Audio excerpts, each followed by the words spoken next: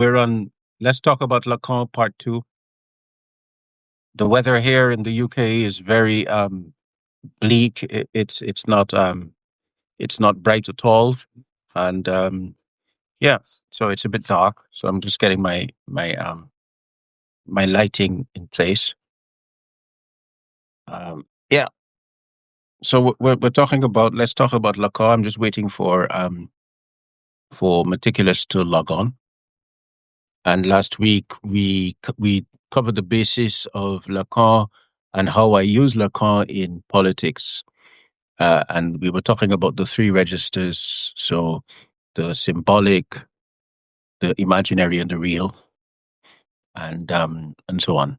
So yes, I'm just waiting for Meticulous to come on, and I know that I just spoke to him, so I know he should be trying right now. But who's there, and how are you guys? Yeah. Hello. Walaikum salam. I'm Yusuf. Yeah. He's around. And I can see faces I haven't seen it for a long time. Hi, Rebecca. How are you? Um. Okay. I'm trying to invite him on again.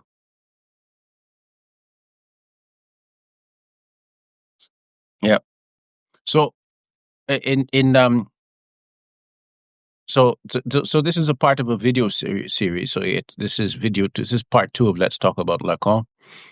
And in this, I'm going to actually be going a little deeper into those three registers, right? So symbolic, imaginary, and real, so that we can really get it, right?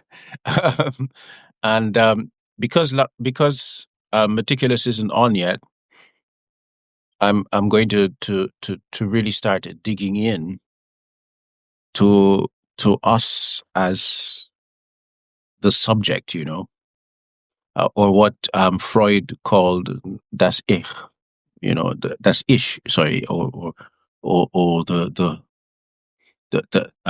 I, because when that was translated into English, it was translated as ego, and that's a slight that gives it a very different spin.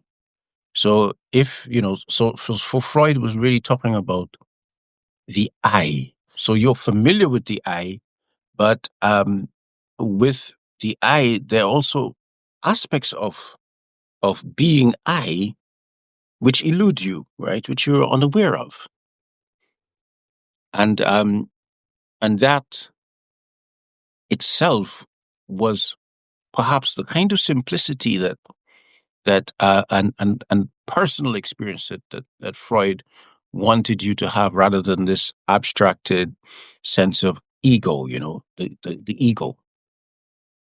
And then you see that in later Freud, he moves from talking about things like the unconscious to talking about the id, and like almost like the super I and the I.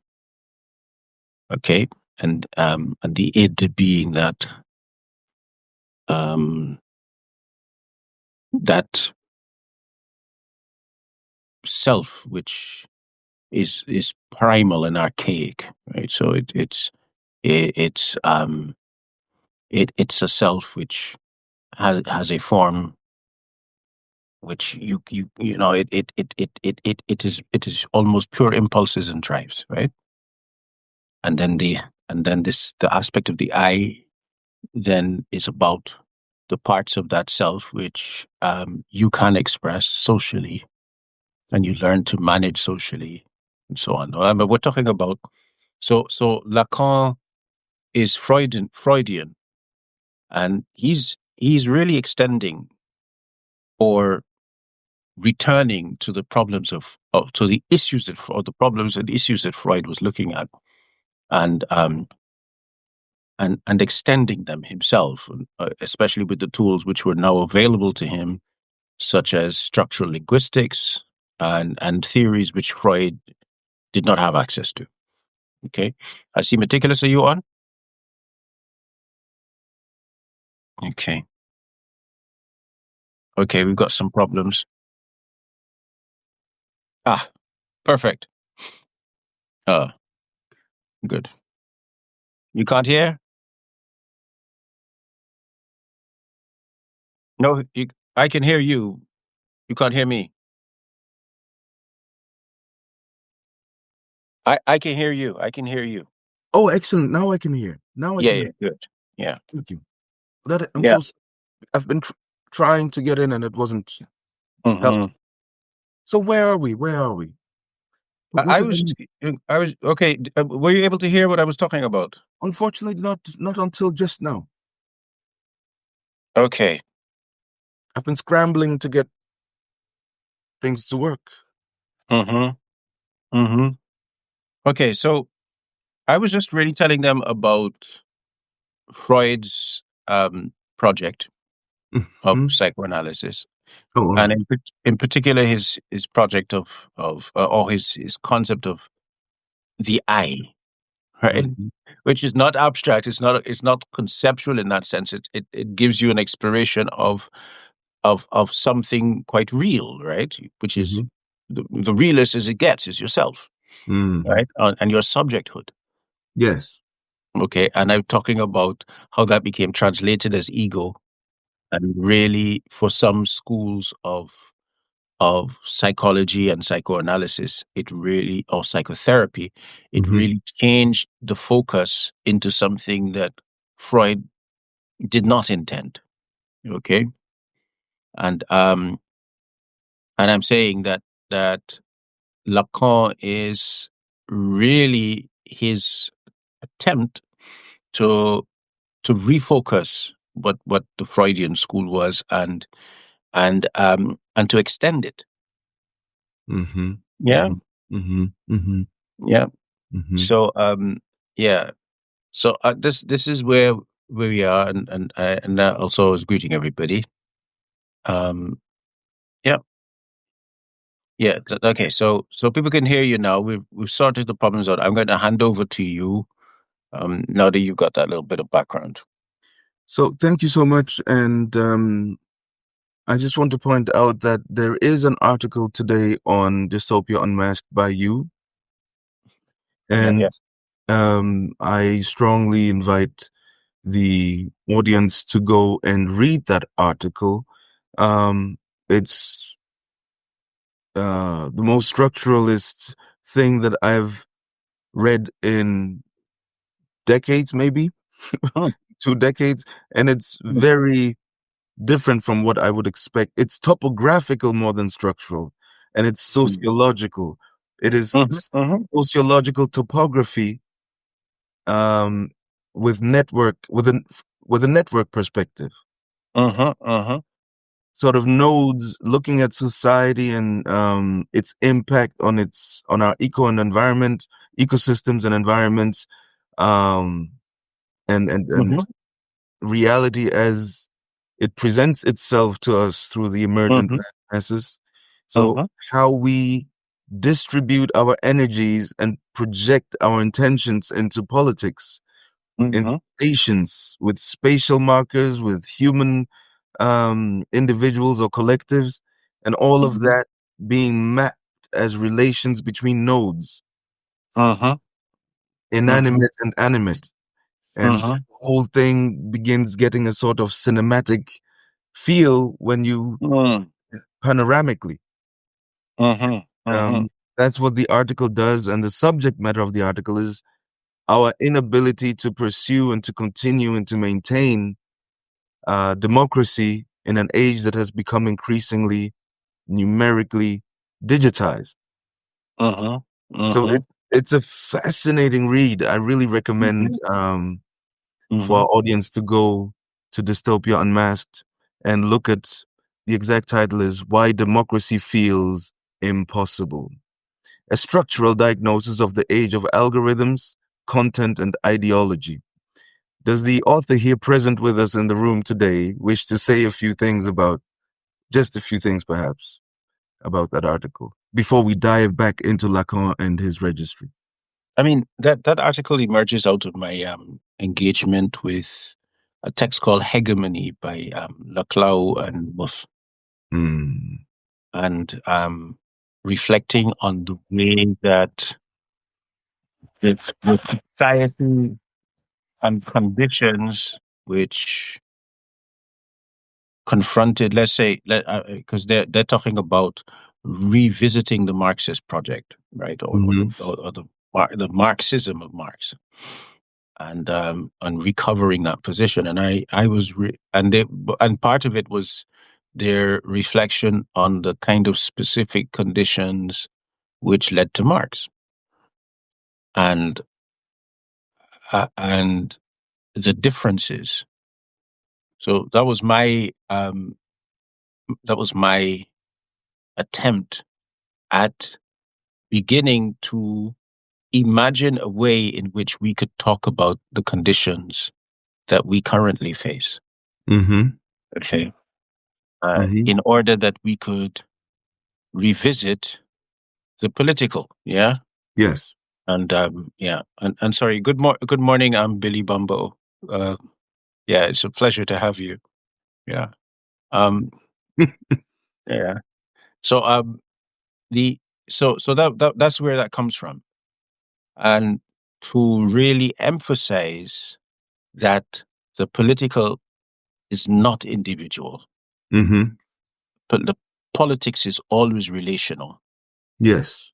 and um, and and so you, in really the quality of the politics or the depth of the politics in fulfilling human need is really based upon the quality of those relations, Mm-hmm.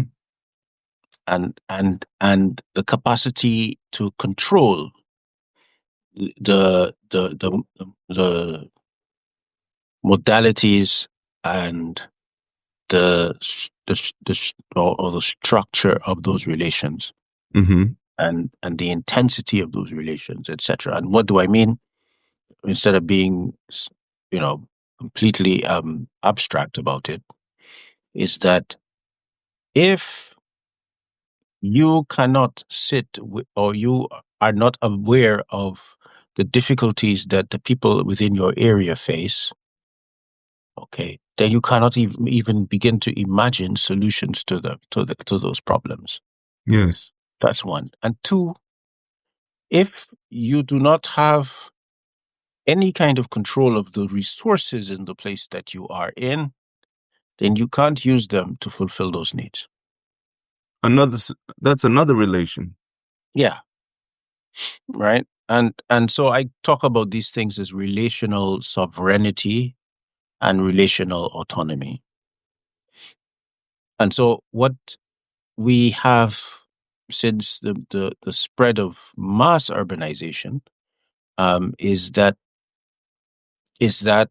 people have been increasingly divorced from the capacity to do those things, and attempts at gaining control of that relationality has been oft at times violently put down, um, because unions is one of them, right? Unionization attempts to impose some leverage in the relationality between the worker and the employer, Yes. and part of the reason for this is that the the power dynamics within that relation Yes. is deliberately atomized.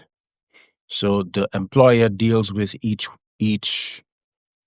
employee, as an individual, and is in terror of dealing with that Solidarity.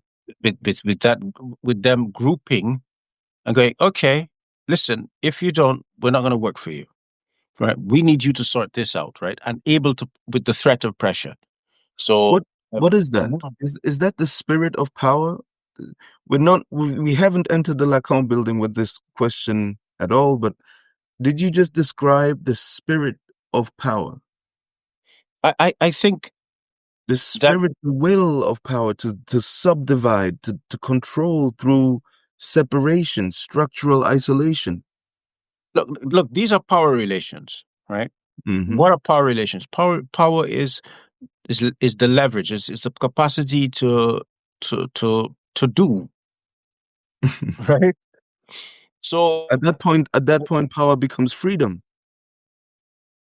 well, I don't know. I would leave that because that's a in Lacanian terms that's an empty signifier, which then organizes the field.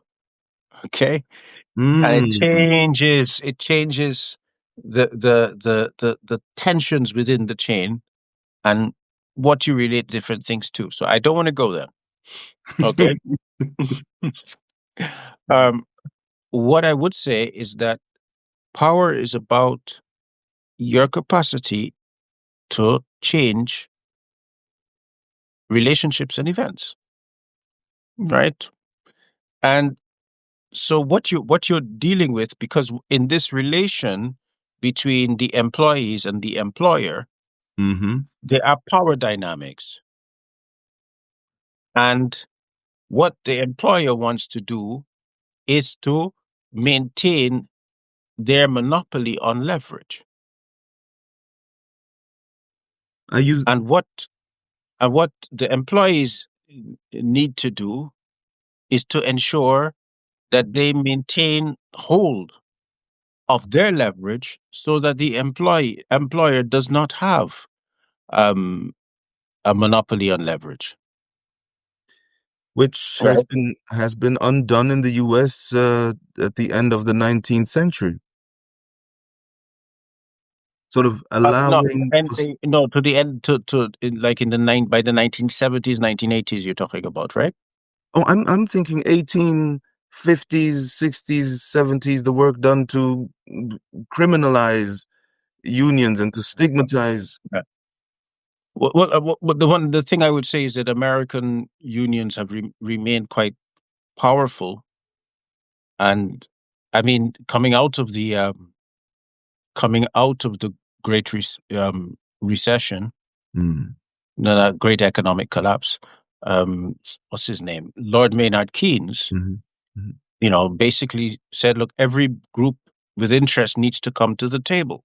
mm, We can't solve this problem without. So he felt that unions were important, right? So, but what happens is that by the 1970s, the corporate class begins to break that agreement that dug itself out of absolute economic collapse, mhm, right? And but I'm saying that stepping back from that, there is naturally power on the side of the employer, and there is power on the side of the employees. But that power is predicated um, upon solidarity. mm, What employers want to do is to only predicate it upon law and and hegemonically control law, mhm. right? So which then gives them legitimacy, right? So it becomes power which is legitimate, and so it wants to make solidarity illegitimate. That's exactly the absurdity for me. And if I can throw in the word symbolic in my symbolic construction of reality, the fact that in some way, especially when you look at the U.S. situation, the U.S. polity, the political construct of it, and the relation between its population and its government and its media and its tech oligarchy. When you look at that, you do get the feeling somehow that um, the autonomy of the individual has been entirely atomized to the point where everyone has an opinion. If these opinions came together, it would translate perhaps into political change, organizing for political change. But everybody's Mhm. stuck in their little cognitive bubble we have a look into on these social media platforms, and no one is organizing anything for change deliberately so. Okay, so is the power in your ideas, or does it emerge when those ideas are married to your capacity to leverage relationality?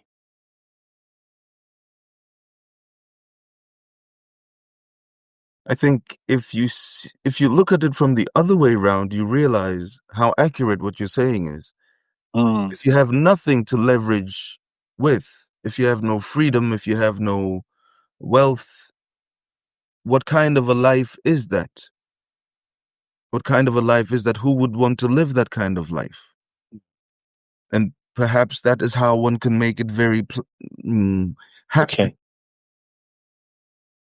No, I'm That's how you listening. know you're excuse me? No, I'm listening, I said. I feel like that's how you would know you were in a relationship marked by a power differential, because you cannot as you will, you cannot as you desire, you cannot as you if you could, what would you do if you ask someone that question in a context, any given, and they would individually or collectively organize to enact X, Y, or Z, and they find out that there are limits to their willingness to expand or project into reality, that there should display power differentials, should display that there is some kind of Mm, structural order in this world where there are hierarchies, limitations, separations. mm, The structure is designed. mm. And to not make this sound conspiratorial, I do believe that at a certain level of asset accumulation, human beings can, in effect, impact how humans at a lower level of capacity, organize themselves. Okay. This is okay. So this, I think this is important. I think it's important for us to free our conception of the political Mm-hmm. from the limitations of the modern political discourse. Because that discourse has through I told you before I was very Gramsci is one person that I study a lot. Okay. Mm-hmm. And so one of the things you see with Gramsci is that the political vocabulary and concepts have to be captured by academic labor in order to produce hegemony. Okay. And so for me, the university also represents a format of enclosure. Yes, Okay. absolutely. It's a format of enclosure, and it's a format of the Reinforce. control of who is legible Yes. in academic or knowledge production, Mm-hmm. right? So there's legible knowledge production and there's illegible, and there's knowledge production which is naturally lower because it it is not in part of the university discourse. Okay, so then it becomes a technology of enclosure. I'm not saying that people should go to university. Right? No, I'm but one not should saying that people know should what one study. is engaging in. Yes, one should understand the nature of that. Okay, and Lacan, one of Lacan's um, Lacan talks about four discourses, and one of them is the university discourse. And Mm-hmm. I'm not going to deal with that in this one, but if you want to have a look, you go look at Lacan talking about the university discourse. Okay. Mm. I Okay. see some comments here. True power Okay. is what. Hold Sorry. on. Let me just finish with this Oh, one sorry. because I didn't. Yeah. So I'm saying that when the you have to boil power down, right, to its to what are its, what is its foundation? Mm. The foundation is that, or for the political with human beings, is the control of the nature of social relations and the manner of social relation. Can you say that again? The political is the control of the manner of social relations. That, so it is, however, that web of social relationality is constructed, right? That is where power lies. This is phenomenal because what you've done is that you've maybe I've just simply never paid attention to it, but I find this a very powerful way of defining politics Mhm. for research because it immediately primes your mind to pay attention to control and what flows to and from it. And how many ways does control manifest on the social body? Yeah, And so when you yeah. define politics like that, rather than politics is the art of decision making, the art of mandatory decision making is one that comes to my mind. So, Um, so let me give you an example. The Vikings, this is a classic military technology, the shield wall, mm-hmm, right? So you're coming, you form the shield, right? mm-hmm, Now, the practice of forming up the shield then means that you do not meet that group of people as individuals. You're now meeting them as a unified whole, and you take ground, right? Shield, this form of shield military technology is pretty simple, right? Shield, right? You get attacked and you keep taking ground. And when people come on it, you stick your spear through it, right? Or your sword through it, and it's like a hedgehog, right? And you keep going. So this is a form of relationality, right? You have to practice that form of relationality, right? Everybody in that shield wall knows how they're relating to the other and what they cannot do, right? If mm-hmm, they are going to achieve that objective. Okay. mm-hmm. And so that's why I boil it down to the relations, right? Because this relation has it also has economy in it, right? Because who do you put at the points of the wall that are weakest? You put your strongest, right? Mm-hmm. Right? Mm. Oh, Etc. Okay. mm, mm, mm, And you mm. know where on the wall is likely to collapse after you've done it a few times, right? So it has to be open to im- to to learning, right? So it can't. So it needs some let's say some ideological some strategic ideology, but not so much that it can't so that it can't update itself. It can't be empirical. Yeah. I'm still stuck on the example of the wall. It's so brilliant because, Mm. I started thinking about, so what would the wall be made of in that context? Well, the shield wall is just your shield. Your shield's made of wood with some metal on it, Hmm. right? Yeah, yeah, but that's the assailant. I was thinking of the defense, the line of defense at its weakest point. Yeah. So the point of having a shield wall is that it is where the weight coming against the wall is heaviest. Okay. So If- you collapse shield walls like that by hitting it hard at the point that it's going to collapse. That's one. The two is the flanking maneuver. Okay. But that's So, because but that's then it's a very sloppy wall then. If it's not, 360 degrees around.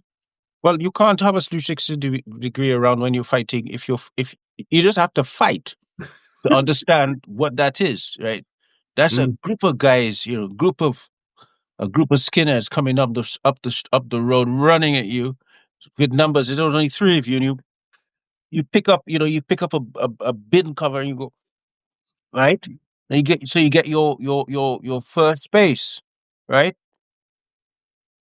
The worst thing for you is when they get round the back, right? Your flanks, yeah, yeah.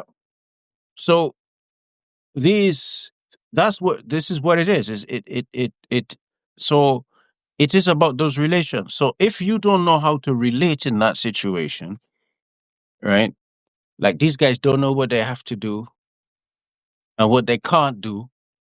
It's like when you do, if you after you've had a few experiences like that, you say, you don't let them get behind us, right? Yeah. yes. um yeah, that's the point. You're reminding me of something. Let me see if I can find Okay. it. Sorry, This is sorry, structural. we're killing the time on the on Lacan.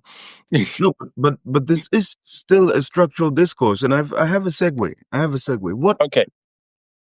every single word you've said since the beginning of this Mhm, conversation, mhm, whether it was in regard to the article I recommended at the beginning, why mhm, democracy um, feels impossible, why democracy feels impossible, whether it is the elaborations you made on structural relations, mhm, on weighing structural relations, whether it is the definition of politics that you gave, which I was very uh, mhm. enthralled with, which is politics is is the measure of control of the social relations Yeah, at hand. yeah. So there's just fascinating implications there because that's the point is that is so much more useful than what I was told in my first year politics. If they had opened with that. Yeah. Anyway, But but the only ways I could get there is because you're looking at political theory, right? yes, And you kind of going, well, what works here, what doesn't. So at the points but that of the collapse or of crisis in theory, then you need new theories, right? So yes, I'm saying that out of that, I've come to these conclusions because, right? So I very much understand myself in a discourse with political theory. and so all of the above together are articulations of your specific reading of the symbolic order you have adapted to. Okay, I'm talking about yeah, yeah, yeah, yeah. So we just listened to a symbolic juggle of your specific experience. Okay, I'm saying that I have had experiences, Yes. and based upon those experiences, Mm-hmm. I have come to particular conclusions about the political. Which is a Yeah, subsegment of the symbolic order. yeah. I don't want to. In my case, right here, I'm resisting theorizing it too much because I want to keep it. I want to keep this aspect of it really real, Mm-hmm.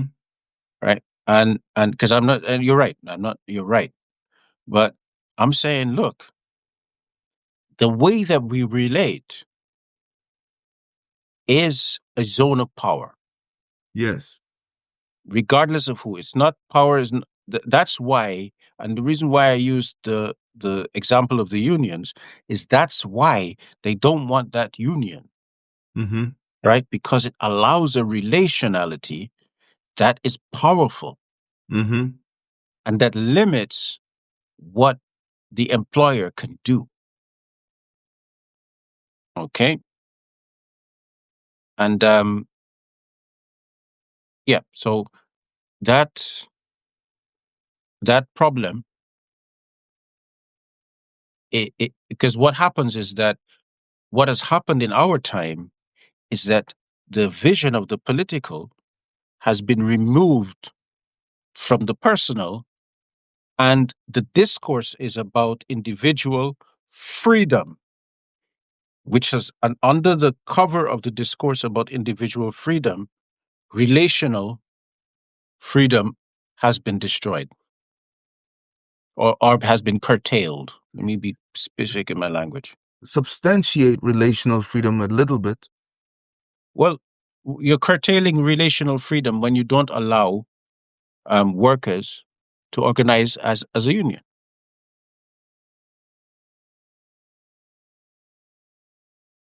right? Mm. But you use the arguments of individual freedom.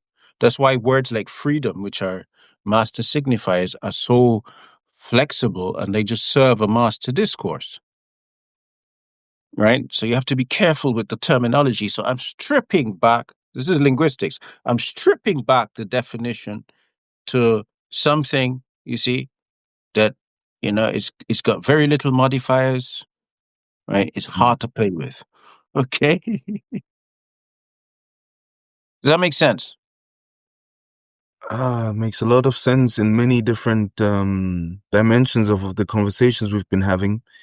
Because I was fascinated now with that juxtaposition of individual freedom and relational freedom, and you spelt out solidarity as problematic for those at the top of whatever power differential we're looking at. Yeah, because power, the power um, r- provokes anxiety in the antagonist. Okay, so if there are two of you and you're on one side, the one on the opposite side, whatever power you have will politically will provoke anxiety. This is Lacan. This is my Lacanian thing, right? And what is it? Is it a causal relation?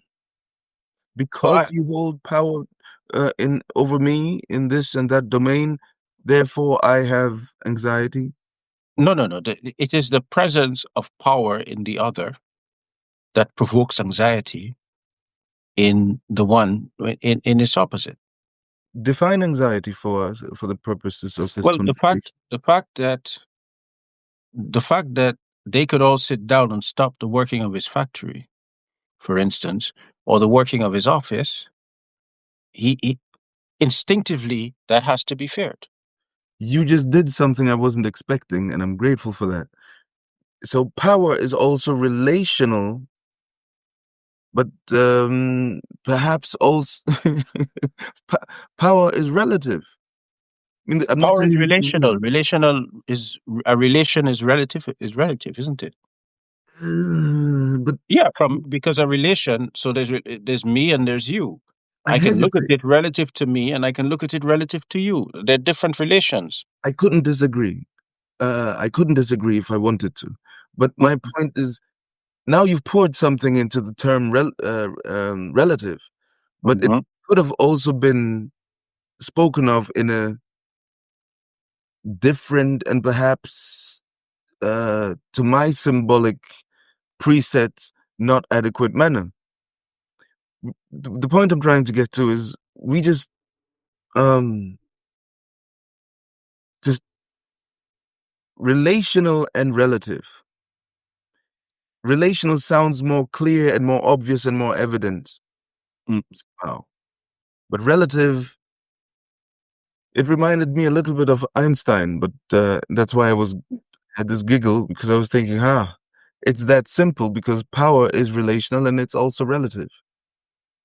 Yeah, it's relative.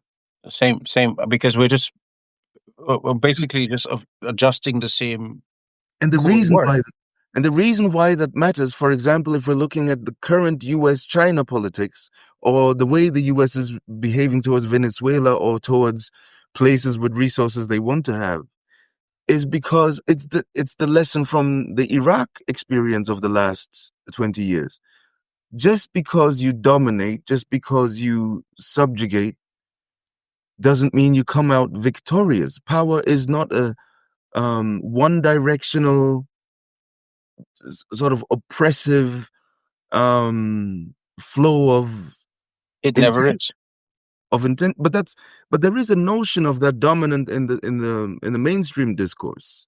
And that is Still in. that is why that and that is what I'm talking about the hegemony in political discourse. Yes. Because in the manufacture of the political discourse, like the aspects of political economy that make no sense, right? They absolutely make no sense. Let me give you an example.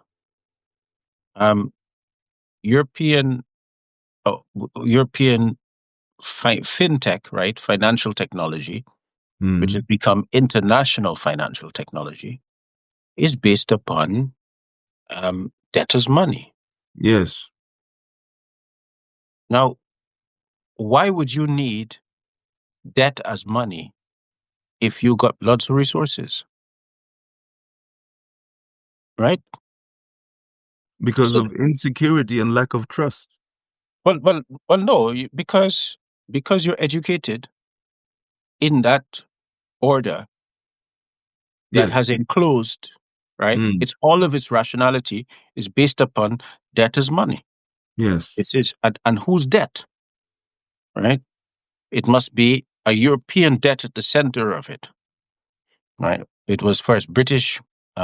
It was British pound, which was the basically the effective reserve currency of the world, and then the U.S. dollar, which was really the first effective true reserve currency, Mm. right? With because there was a whole doctrine of relationality around it, Mm. yeah, which was not just based upon power.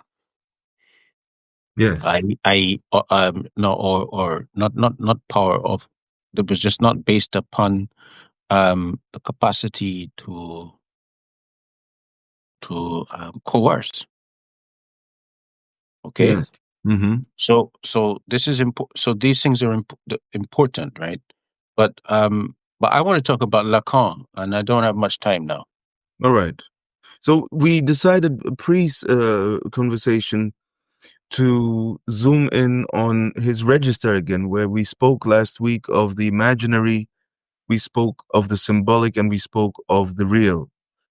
And these registers are fundamental to understanding the peak of this model, this intellectual model, which then allows you to make statements about reality, predictive, prognostic statements about how humans are going to behave in X, Y, or Z situational setting.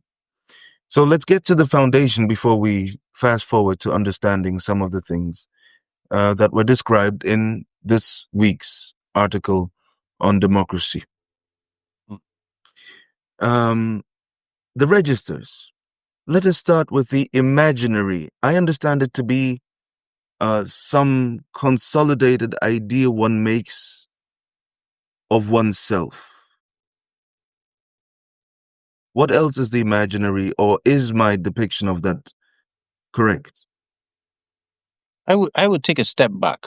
Mm-hmm. Mm-hmm. Okay.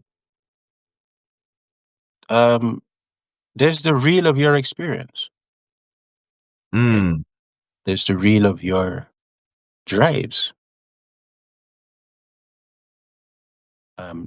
You naturally, like some people have, they need physical activity, right?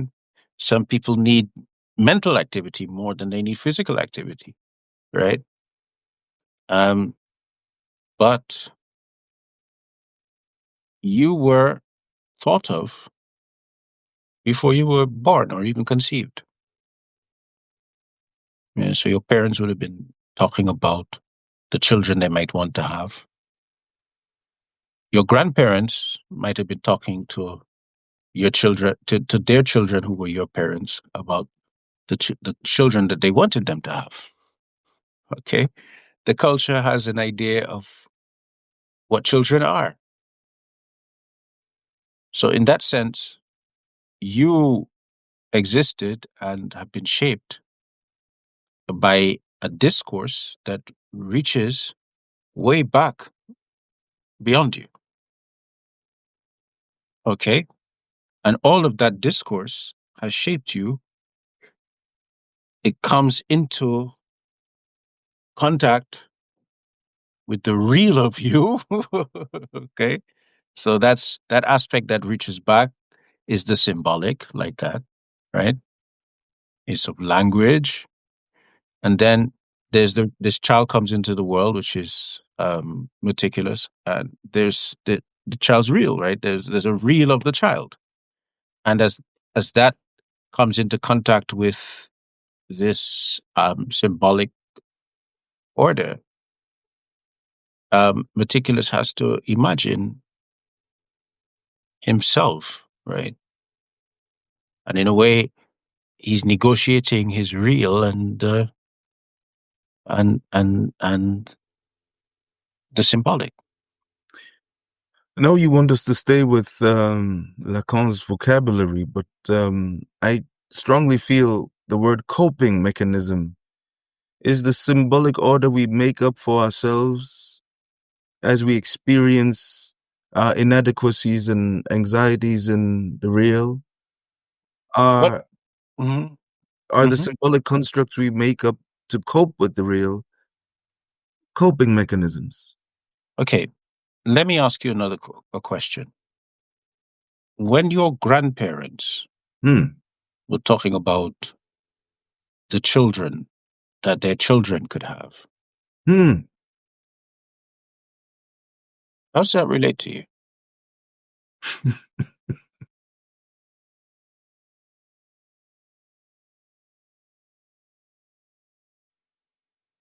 An unusual thought. I have not encountered this thought before. Let me see what it do. Um, how do, how do I relate to whatever my grandparents, maternal and paternal, thought about? Or discussed about?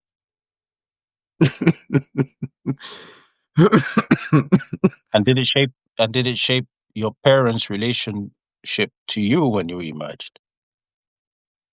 There must be a word in Lacan's terminology for this. This is something No, I I'm cannot. asking this question. Forget that. But how did it shape that to you? Did it shape it? Yes or no? I would say yes, It but has to, right? of course, because they may have stayed in this village rather than moved to that village, or you know. But even just a discussion about what the family needs, what the constellation of the family needs. All right. So, but these are intangibles. These are things that are beyond our reconstruction, perhaps for some. If you No, can reconstruct it, no. You can restructure. You can. I'm using these examples because I so spoke with my grandparents. I spoke with my parents, and I was able to get some kind of hold on some of those things. Right. And I've spoken to my own children, and I realize that one begins to imagine and shape the generations to come. Okay. But you came out. You don't know about that conversation, yes, but but you meet the consequences. this is why it made me giggle because the way I would think about my children's children would be very abstract and very reduced. I wouldn't, flesh out a whole. And the way we're having this conversation, I imagine someone of a disposition to to flesh out what the future No, of. but even no, you but even in those very abstract ways, you are shaping the way that your children think about their children. But I'd be formulating in probabilistic. No, Very, yeah, that's because you have a very peculiar kind of education, and you're thinking about it in the way that you are, right? But these are things that people naturally do. They don't need to have an education to do that. I wouldn't say, but that's not what I'm. That's what makes me giggle. It is the the kind of mind state that you have to try to micromanage stuff 2 generations. No, but I'm saying they're not micromanaging. I'm saying you're doing it. But You're doing it right now. That's if I what knew you're that doing. person, I would say to No, them, mind no, your but you're doing business. no, but you're doing it right now, right? In you're going, okay, this is what I will not do for that generation. That's the same. That's the point, right? That begins to shape how your children think about how they raise their children, Mm, right? That's the mm, point. mm, That that's part of what Lacan is talking about when he talks about a symbolic order. mm-hmm, Okay, mm-hmm, so you got to strip it back from kind of the very because he's using very high very very um a very high level technical language, mm-hmm, but he's dealing with people in a clinic. Right? You understand? mm-hmm.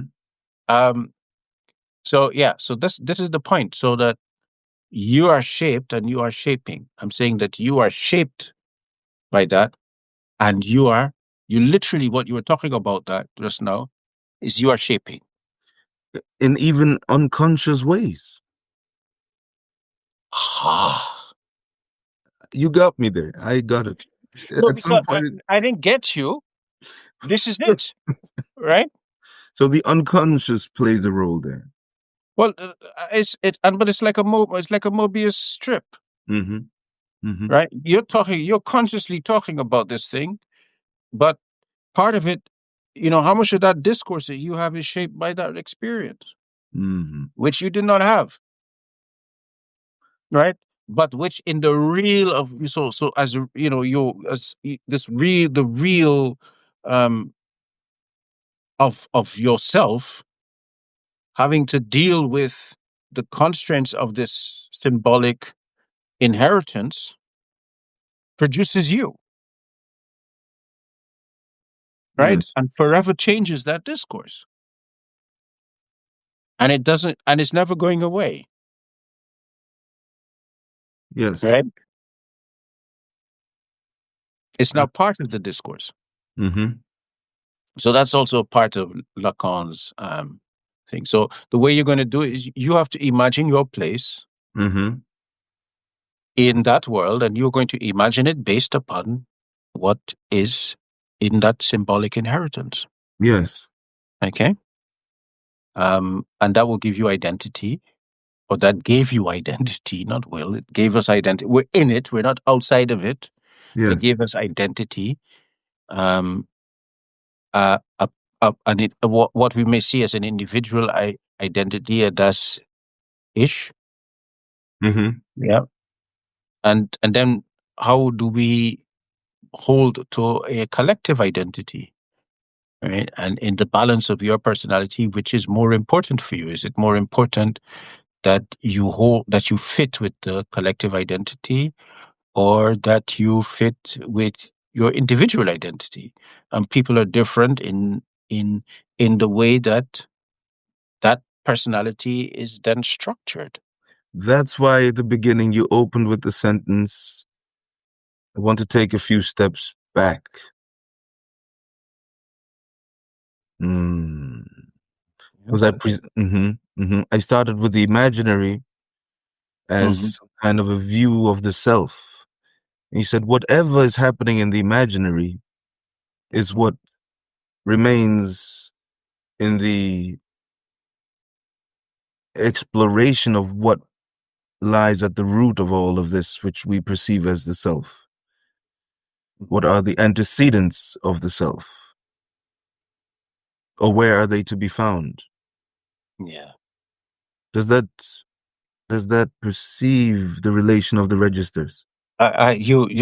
You got me thinking. That's why I'm just thinking. Mm, You said what you said. I'm thinking, and I'm thinking about temporality, right? Time, mm, mm-hmm, mm-hmm. because in a sense, the decisions of my great great grandparents are present with me now, right? It's Hmm. as if they're some of their decisions which are still making which are which are very unconsciously part of my structure. Is this Lacan? This is Lacan Lacan. is this is Lacan. This is Lacan's sort of angle on how the real becomes my symbolic, my No, experience of the real. no, no, no, no, no. It's not the real becomes your symbolic. You're living with these registers. Part of being in the society, you're living with these registers, right? These registers are ways of understanding, of categorizing the nature of your experience, right? They're not, they're not essentialist in their own way. So what we're saying is that you are a languaged creature, and through language, you have you are able to construct your identity, right? And that part of that is that in terms of who you are, some of it you can symbolize, and some of it, in order to talk about it or to think about it, and some of it you bury. Yeah. Do you see Um, what I'm saying, right? I'm Do you very see? much seeing what you're saying, and a question has emerged from this. Perhaps a bit strange a question, but is there a difference between experience and language in Lacan? Okay, I you see, I'm trying to pull you out of looking at Lacan now only through as a theoretical project, Mm-hmm. and I'm trying to pull you into looking at Lacan as an existential project. I'm willing to follow you there, but I have this nagging question. Is this paradigm in any way imputing the overlap doesn't have to be 100%, in any way imputing or insinuating or indicating that experience and language have an overlap? Okay, I'm going to ask you that question for you to Mm-hmm. answer that question yourself. Okay, Mm-hmm. so you have an experience, like we're having a conversation right now. Mm-hmm. So would you say that this conversation is an experience? Absolutely is. So then, what do you say about the overlap? In this particular dialogue, the overlap is is, is complete. Okay, so maybe it's the way you think about experience that you have to confront. Let's see. Let's see. If I'm in a what are they called? A kayak, and I'm on this rush of a river, and it's hurling me down to some waterfall, and that goes 300 meters down, and I just realize it is. That's not that's experience. But I get the feeling when I read Lacan is whatever thought I may generate at that moment of crisis and panic, I will generate it in language. And I'm getting the impression that experience and language for Lacan, whether it's in a dialogue like this one, or whether it's in a crisis solitary situation I've drummed up hypothetically, whether it's this or that, it's both language that mediates experience to a degree where Okay, we, yes. okay. Is that the level of abstraction that Lacan requires of you And before you get I there? am asking you to keep it to this conversation first, and then we'll switch to that. Hmm. Okay. Okay. I wasn't aware it was a far-reaching thing, you know. What do you mean? I feel oh, see, I was imputing again. I was thinking, oh, okay, that's going to be a whole other long conversation. So I wonder what Alex sees there in terms of semantics, semiotics, and language and experience and the distinctions there. Um, Um. Okay. Let's look at the conversation. I don't want to go there. Right. Mm-hmm. Let's look at this conversation. So this is a conversation between the two of us. Mm-hmm. Is it an experience? It definitely is. Okay. What would you say are the qualities of this experience? What is special about this particular kind of experience? Oy, oy, oy, oy, oy, oy. Oh wow, it's a very peculiar, particular type of relation and pattern of interaction. It's a very odd. No, but what It's, are we doing? we're having an intelligible conversation. Well, we're having a conversation. Whether it's intelligible, I don't know. I hope so. At least to some degree, some aspects of it. Right. And if it weren't intelligible, we would just abandon it, right?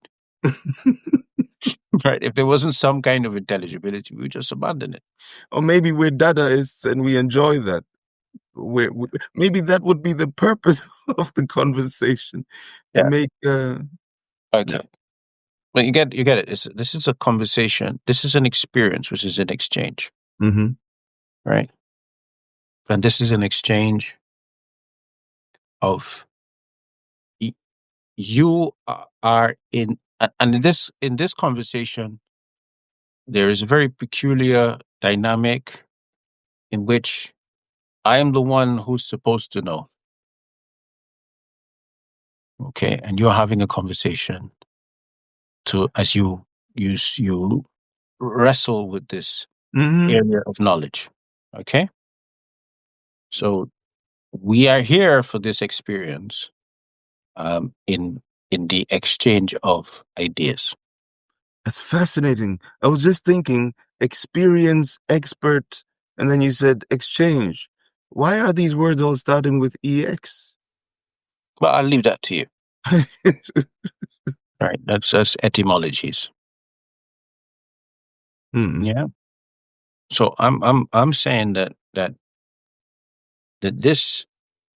is a this is a particular kind of human experience of exchange, right? Mm-hmm. And it is mediated almost purely in symbolic terms, right? Because it's about ideas. Mm-hmm. So you went to an experience of you're in a kayak, right? And you hit crisis. Yes. Okay. This is not about exchange. Now, this is about survival, Mm-hmm. right? Mm-hmm. And so what floods into you at that point, right, are going to be fears. What do I do next? Da da da da da, right? Some of it you will think of in language, some of it you experience just as raw, pure emotion, Mm-hmm. right? And I think what you have to Emotion understand with Lacan is he wants to give you language to explore this in a clinical setting. in a clinical setting. Hold on. Right? Wait, So, so are you implying that there's no space for hypotheticals in the Lacanian? no, I'm not implying anything. You're implying that. Well, am I interpreting correctly when I hear that No, in I'm this? saying that Lacan is in the clinic. So when you if you want to understand Lacan, you have to also remember that he's in a clinic Yes, it's and he's working praxeological. within a clinic. It's praxeological. Hold on, let that sink in because that changes sort of. It's going to change a lot now because I haven't been looking at him as a clinician and You've been psych. trying to look at Lacan as a philosopher. Hmm. And Lacan does philosophy, but it's praxeological. Yeah.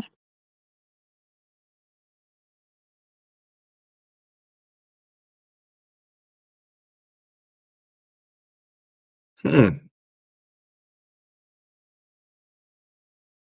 Yeah, and oh gosh, there's so many comments on this. Should I start But yeah, reading? yeah, I would like to. I think yeah, that's it. I think that's yeah, please. Let me see. So what do we have here? We have from the bottom up or from the top to the bottom? I think we should go back a bit because it's quite a bit here. All right. Let me see. Politics is controlled by policies which are relational to power dynamics, which leverages pragmatic governance on governed. I like the sound of that. Alex, do you want to say something about that? Yeah, and but I would say that first you really have to focus on what the political is, right? As in a sense, we could look at almost like a primitive relation. So saying that okay, if the political is the nature of the control of that relationality, okay, then remember that in analyzing the political, what we're doing is we're looking through that lens. Okay, well, we're looking at how do these relate. What power dynamics are, who has leverage, who controls it, right? Who has less control, right? How do they have less control? How do they have more control, right? And so that this becomes the discriminant for how we're looking at that relationship. Mm-hmm. Yeah. Absolutely. Power has many faces. True power is what you can hold without using it. What does that make you? What do you come up with when you hear that? Well, no, the potential for power but power is used. Mm. Yeah. Power is generally used and and and sometimes it is withheld as a threat. But if it is withheld as a threat, it's still used, Yes. right?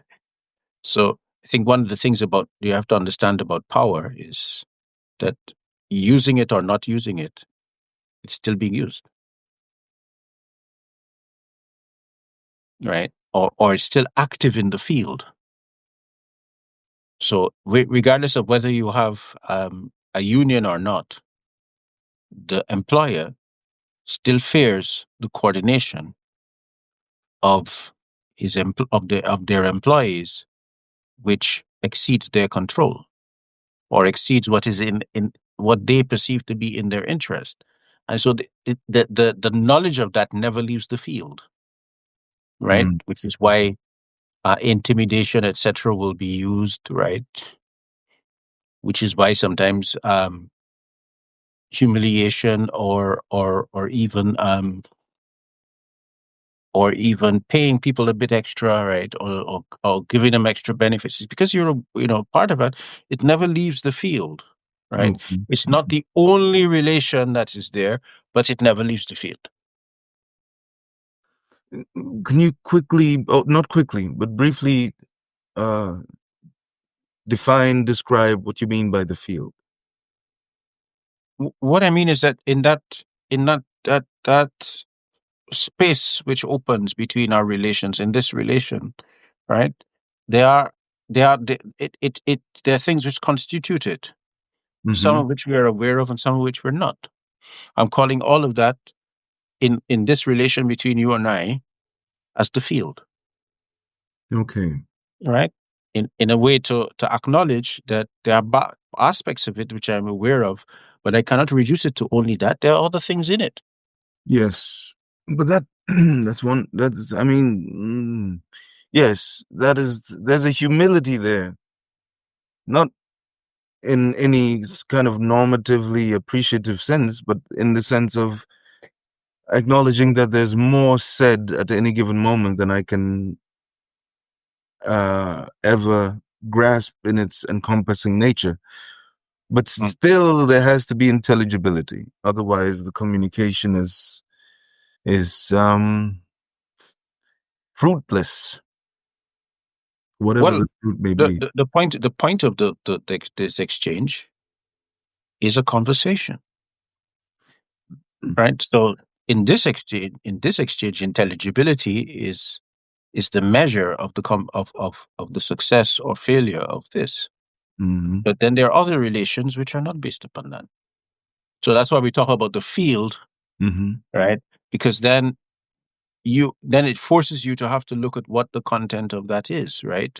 And what is it what is it you cannot see that you might be able to see, and then you also have to accept that you will never be able to see all of it anyway,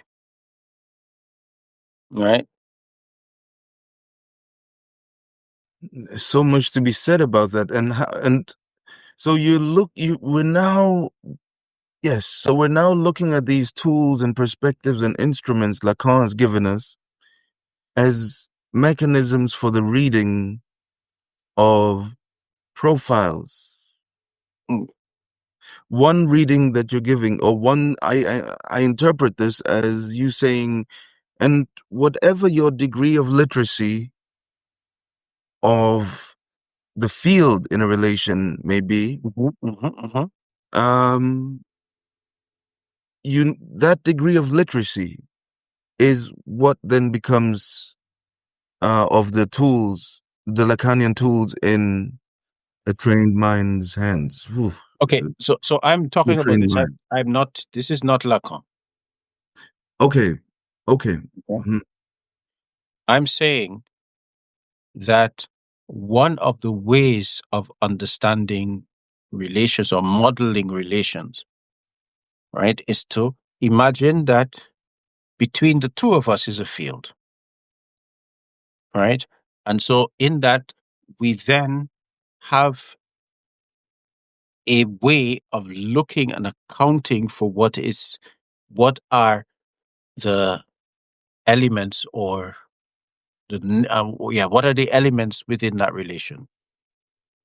Like what's passing between us, right? And I'm saying that and why is this particularly useful? Because it then allows us to account for what we can see and be aware that there are aspects within that we can't, as opposed to an approach to these ways of developing theories, Mhm. which say they're looking at these and they behave as if the others don't exist.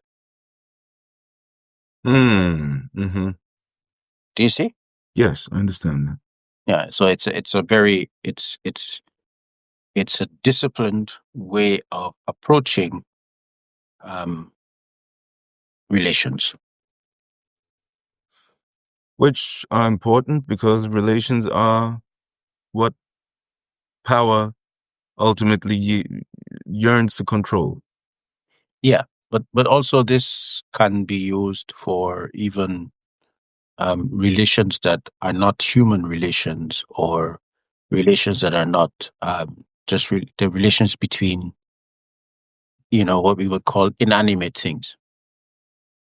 Okay, allows us to visit to hold that. Right. So it's almost like a way of approaching the physics of relations. Yeah, in a different way. Mhm. Power has many faces. Freedom is a face of power organized. Yeah. So I would ask you, how would you read that if you removed freedom? Hmm.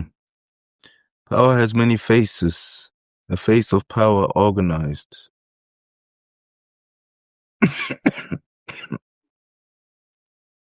Hmm. Do you see the point? It doesn't make a difference. Power is So power. yeah. Hmm. So what's freedom doing in that sentence, in that description?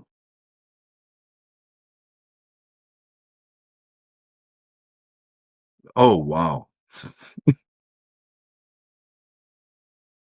That's what Lacan gives you.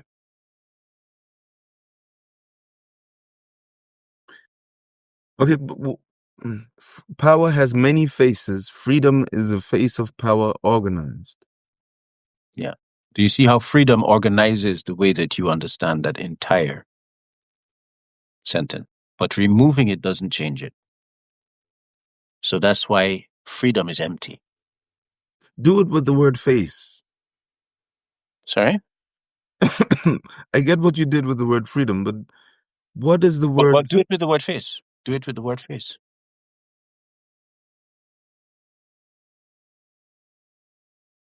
No, read it. Repeat it. It would go, if I do it strictly, it would go, power has many, freedom is of power organized. Yeah, but that doesn't make sense. You have to then remove both face and freedom, isn't it?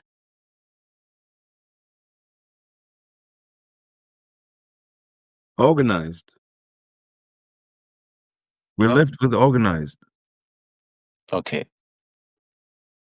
So what does that tell you? We spoke of this last week, of hermeneutics, and what we're doing here appears to me as hermeneutics condensed. Okay.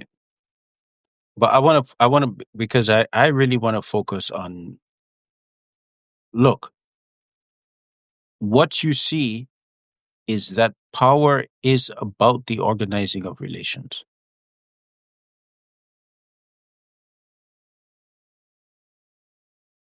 Yeah? Yes, you have to organize things. Some of these things are relations. Yeah, it's about, but because power is about human to human relations, right? And so power is the organizing of those relations. This is how we may relate, this is how we may not. Okay? So in hegemonic power, somebody goes, okay, I need those relations organized so that I benefit. Okay? And that's why I talk about relational sovereignty. Because in order for that to happen, then it has to impinge upon the relational sovereignty of other actors.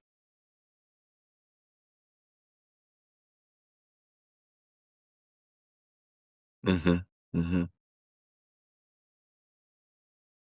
just wrote it down.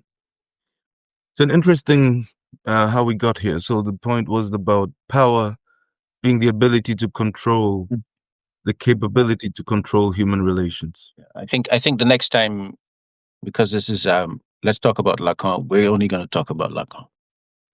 We should do that. Yeah, next time we're not doing this again. I mean, this is useful, right? But just to be sure, I'll ask it just this way: does power feature in Lacan's work in any in a similar way that it is featured in? How can you talk about psychology without power appearing? Even if you don't talk about it, it's present. Is that us or him speaking now? Well, I'm saying anybody. You can't talk about psychology or relation or any of these without talking about power.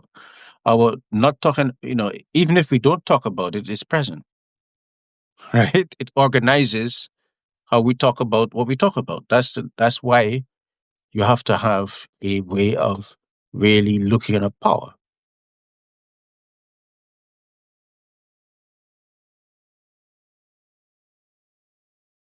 Yes, but within the registers, where does power belong? Where does power come from? But hold on. Let's go back to your grandparents talking about their children and their children's children. What did that do? Did that organize relations? It reminds me, the question sounds like a question about the butterfly effect to me. I'm asking you if it controls relations. Does it influence or control relations? I can't say to what degree. Like the Okay. butterfly flap. Okay, so let me go back now. Where they were having children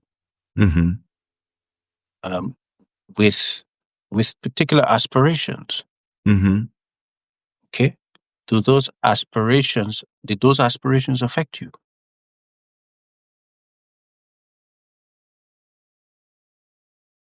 I would say very little.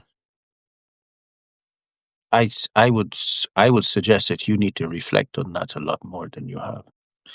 Do you know how I get to this idea? It might be very little. It is my grandparents, maternal and paternal. That's 4 biographies that come from wherever they come from, meet and reproduce, producing 2 parents, making me. And now I become one of 4, the mother and of Yeah, children. but Lacan brutally kicks that kind of abstraction out of the window. He's most brutal about it, right? Hold on. Because when the person comes into the clinic, right, they usually come into the clinic with a problem, with something they cannot resolve. And so what Lacan is now doing is going back, okay. So then they begin to realize that they are organized from far beyond themselves.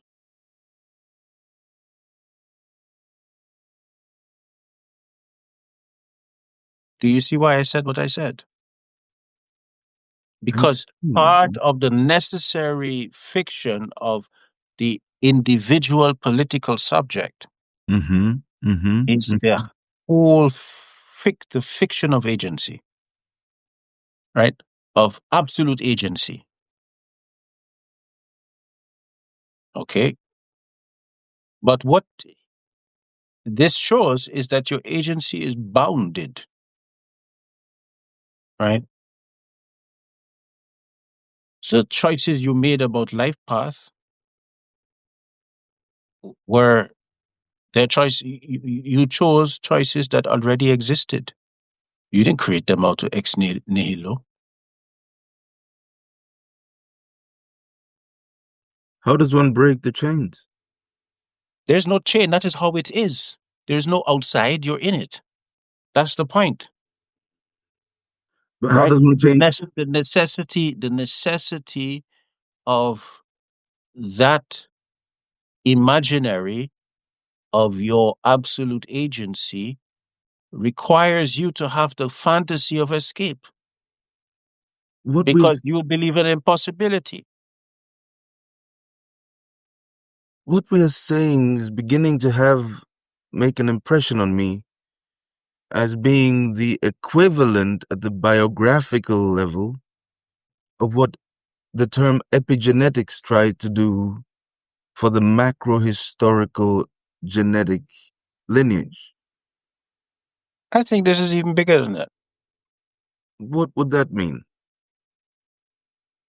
I'm saying that you have to accept a subjecthood that is not outside of this lived human historical ongoing process, but is within it,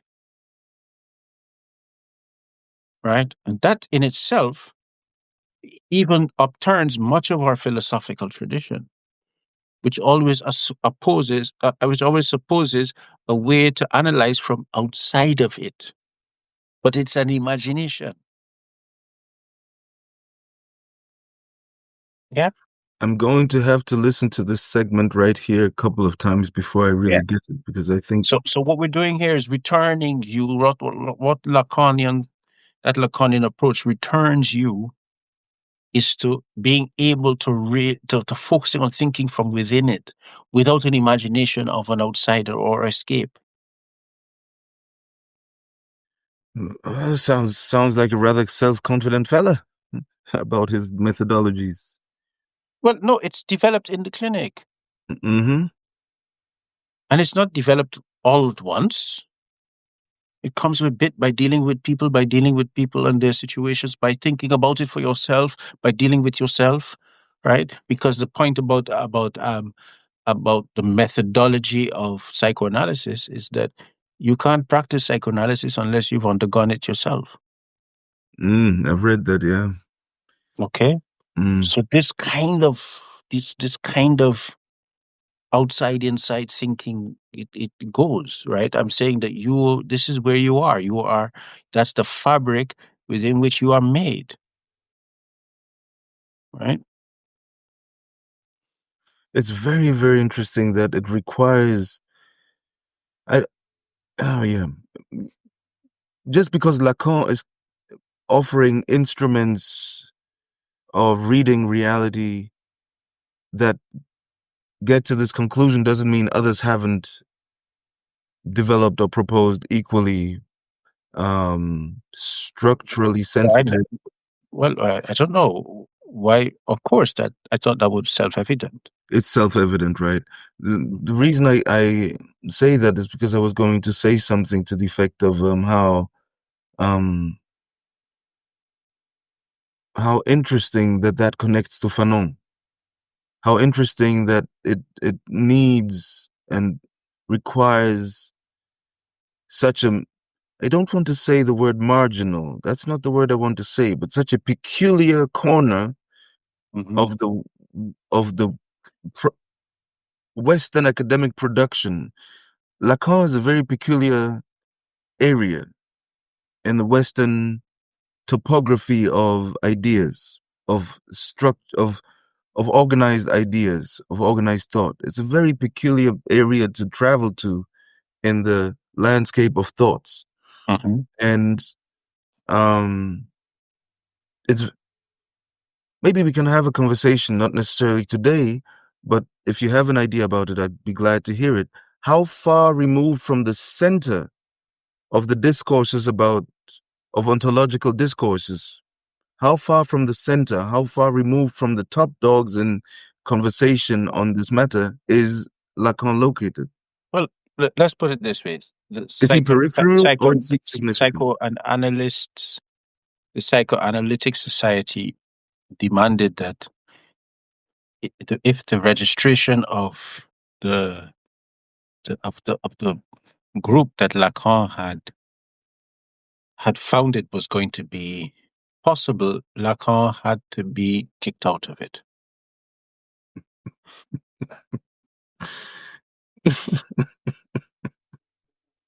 What? Yeah. Okay.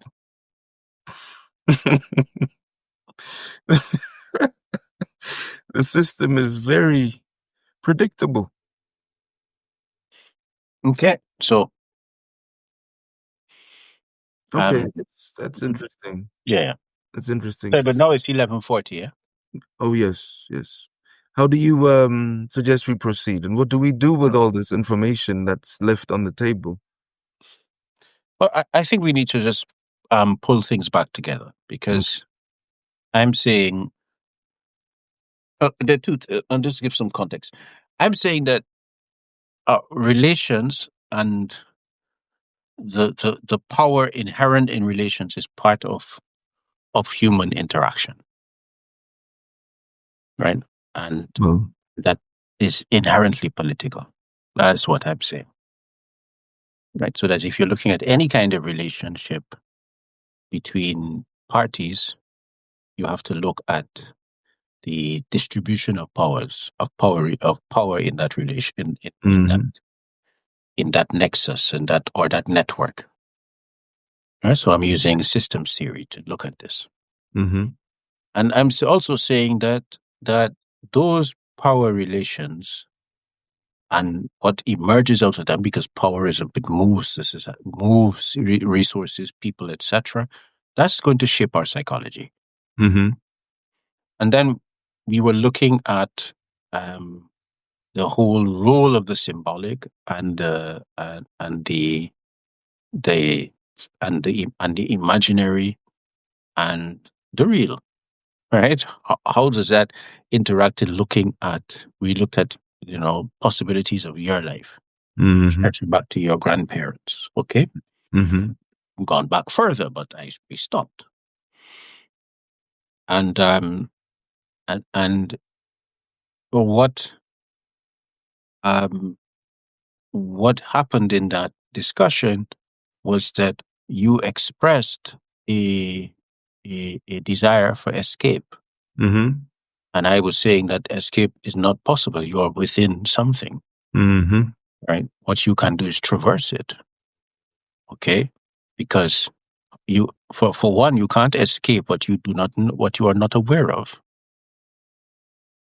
Okay, and part of that inheritance gives you matters that you're not aware of. So what you have to do is ask deep questions about how we frame this matter, which are ontological questions. Yes. Okay, and I, I argued against the imagination that there is an outside to our experiences for us, right? That's a tough one. But Okay, and just to make the to really sorry, you're saying that's a tough one. I want to make the point mm-hmm. is that the whole idea of the what they call the God's eye view Mm. came with the really came, in the way that we think about some of these things, right, as being a possibility of the human, Yes. really came with the novel. Mm. Yeah, Mm-hmm. because the novel is now narrating the lives of these people. Yeah, with almost like it's got a 360, right? Mm-hmm. So Mm-hmm. that came with the so so that there are things which were fairly minimal parts of our discourse which become very much bigger aspects of our ontological discourse. Okay, and I'm saying there is no outside, right? You can't escape from this. You're in it. This is how you are. And so and that I'm also saying that the tendency to flee towards escape is actually dangerous because it does not allow us to deal with our situations as they are.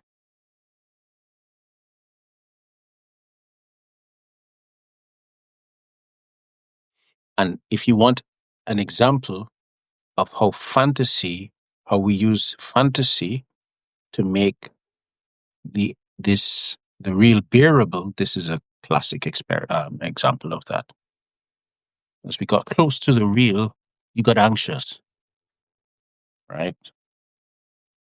See, fantasy of escape.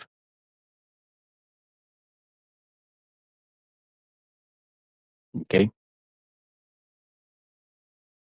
and I'm also saying that in engaging with Lacan, we we have to remember where it comes from. It comes from the clinic, and so it is a practice based way of thinking, and so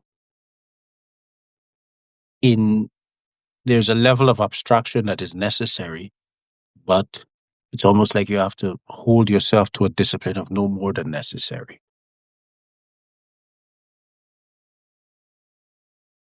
Mm. as you probably would in a clinic, right? Yeah. Okay, that's really what I'm saying. Is that useful? Very, very, very useful. I look forward to continuing this Lacan conversation. So there seems there'll be a further um, conversation about Lacan that sticks. But I'll enter Lacan from the corpus of Lacan in the next session because there's quite a number of terms that I thought might have been useful to touch on a bit more. You've spoken of anxiety just now, which is Hmm. one of those technical terms which is extremely important to Yeah. in helping to read contemporary politics, which you've tried to do with the precedent article Yeah. um, about uh, Lenin, McCarthy, and Trump. Yeah. That article tries to show how anxiety works in the society and what sutures the Mhm. collective relational system comes up with. And then Mhm. up comes a Trump or a Stalin or a McCarthy or, Lenin Mhm. to enact that need. of Mhm. the social structure Mhm. as it expresses itself. Today, I've gone away with a term that I've never thought before. Uh, Mhm. I was thinking of epigenetics as you were speaking, Mhm. and the recurrent example of great grandparents' sort of thoughts being parts constitutive of me sitting here today. Mhm. Um, quite a thought, and I came up with epibiographical because that wouldn't be genetic; that would be Well, epibiographical.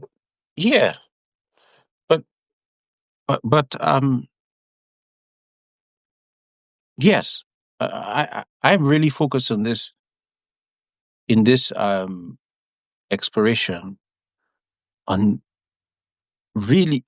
really making it real, right? So, But because I'm not. no, hold on. I'm not arguing against what you're saying, and it's a good category, right? Mm, I'm saying that I'm saying that if we are doing this and we don't get uncomfortable, then we ain't doing it, right? Right. The point is that if we're making this kind of exploration, we're going to come hard up against certain aspects of the real of our lived experience, which is going to make us uncomfortable. And mhm, right, if it's not doing that, it's not doing the job. It's not meant to be comfortable. mhm,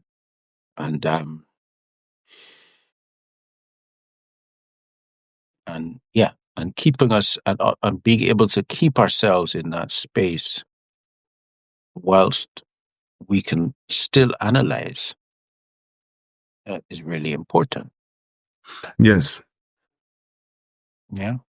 So it's good. There's an aspect of it which has to be quite focused because you see, I'm dealing with the mirror stage. I can't keep. You see, if I don't touch them, see, touching them gives me moves away from proprioception. It's now I've got a anchor point. But you see here, Mhm, if I remember that, mhm, actually it gets easier, right? But there's a point at which, yeah, it's because the image is always there's a distortion in the image. It's it's its left is my right mhm, and its right is my left. mm, Yeah. mhm, Anyway, yeah, so and okay, so it you have to roll back, and we really have to really be able to focus in on these matters in a way that keeps us. One, we can be uncomfortable with the revelation of what we see. mhm, And two, that through that discomfort and the anxiety, etc., we can still analyze mhm. because those are necessary skills for entering the political.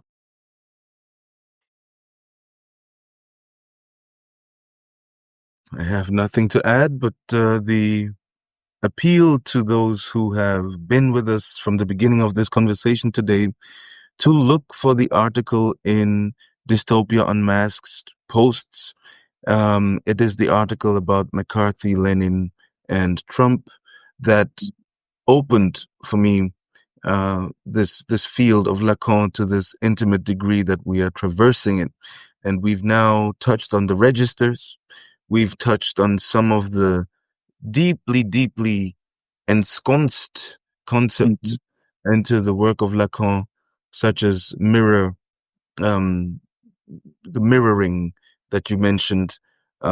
We've touched on desire. We've touched on the void. We've touched on um, the real, so the registers. We've touched on so many concepts, and the utility of the concepts is in the practical application of them. Mm-hmm. And there's some questions that arise. If Lacan is a clinician of the mind, Mm-hmm. and a mind wedded to reading structurally, anthropologically, ontologically the fluctuations of the geopolitical world, aren't you pathologizing or clinicizing the entire world to make it livable? It's a bit provocative, but Well, I would suggest look at my method and see if that's what you come up with. good answer. Good answer. But then let me isn't there a risk in the Lacanian approach that he pathologizes or clinicizes everything? Well, I don't think that Lacan pathologizes everything. I mean, the thing is that when you start to write cl- theory for the clinic, right, you focus on the bits that are difficult for people. Mm-hmm, mm-hmm, mm-hmm. Yeah.